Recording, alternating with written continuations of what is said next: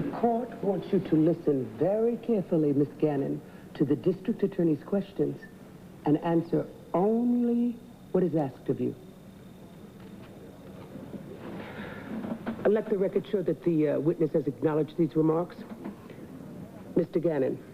Your Honor, prosecution requests a short recess. The court will take a brief recess. The witness, please remain on the stand. Thank you. How you doing? You feel better after talking with Luna? I'm not sure. I just wish there was more evidence, so it wasn't coming down to my testimony. She's supposed to be a hostile witness for the prosecution. But so far, all she's doing is crucifying my son. Women, you can never trust them. Mr. Manning, relax. Because it ain't over till it's over. Yeah? You say that now. How are you going to feel when it is over? And this so-called girlfriend of your nephew has wound up sending him to prison for 20 years. And Todd and the rest with him.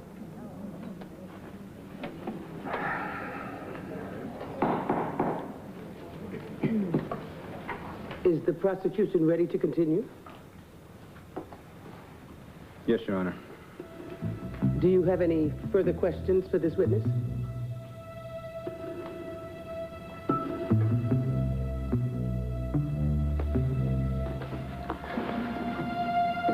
Yes, Your Honor, I do. Many more questions.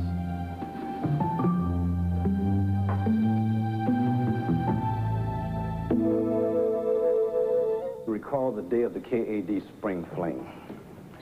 Do you recall earlier that day deciding not to attend the party?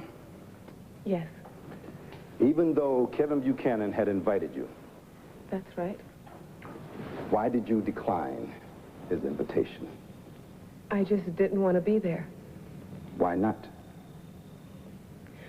I don't like the atmosphere of those big on-campus blowouts. What is it in particular about the atmosphere at the KAD house that made you feel you didn't want to attend the party?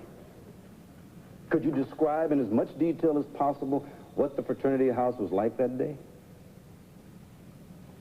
There was drinking going on even early in the day, and some of the fraternity brothers were making crude comments about partying.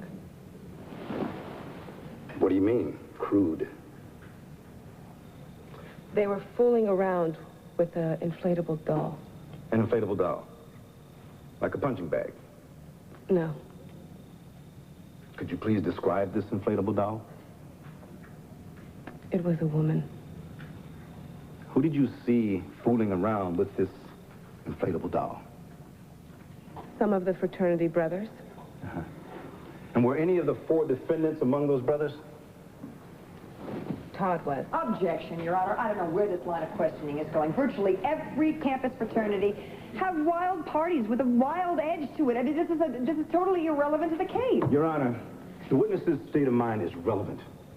The witness's state of mind was presumably influenced by the events of the day. Overruled. Proceed. So you elected not to attend the spring fling. Yes. And you changed your mind later that night. Yes. And you went to the party. Yes. Did you have anything alcoholic to drink before you went? No. Did you have anything to drink when you arrived? No. When you arrived at the frat house, did you see Kevin Buchanan? Yes. And approximately what time was it when you arrived? I guess it was about 11:30. And did you see Kevin Buchanan right away? No, not right away. How much time had passed between your arriving at the KAD house and locating Mr. Buchanan? About half an hour. A half an hour. You didn't find him for a half an hour. Could you describe his appearance when you did find him? What do you mean, his appearance? I mean, what did he look like? Witness will please answer. He looked like he had been at a wild party, which he had. Could you please be more specific? He looked disheveled. And? And what? And wasn't there a scratch on his face? Wasn't there? Yes. And lipstick on his jacket. Objection! Did you see Marty Saybrook shortly after seeing Kevin Buchanan? Yes. And where was she? She was coming down the stairs. Wait, excuse me. Let's just backtrack a second. Kevin had also come from upstairs. Same direction as Marty. Yes. Well, please, continue. You saw Marty coming downstairs. What was her appearance when you saw her? She looked drunk. In what way drunk? Like she had trouble walking. Like it was hard to move. Like she had just been raped by 4 young men. Objection, Your Honor. The prosecution isn't leading the witness. He's dragging her. Sustained, Mr. Gannon. Withdraw the question, Your Honor. Motion to strike, Your Honor. Granted. Please strike everything that the witness has answered after, like it was hard to move. Thank you, Your Honor. You said Marty appeared to have difficulty walking. Was she also disheveled? Was her hair messed up? No, not particularly. Were any articles of her clothing torn? I don't know. Why not? I couldn't see. She had on... Continue, please. What did Miss Saybrook have on? a sweater.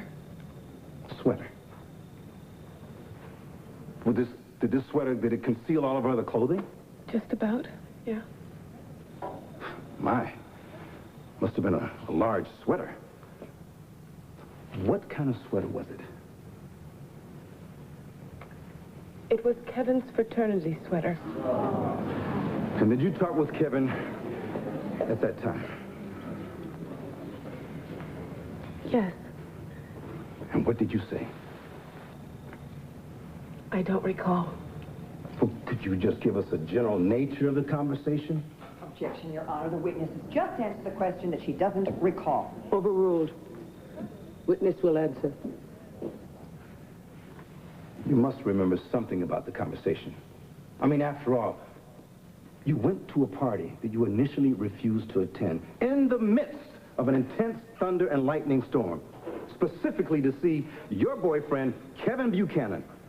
Now, you're telling me and the court that you don't remember what you said when you saw him? No, I don't. Then let me help refresh your memory.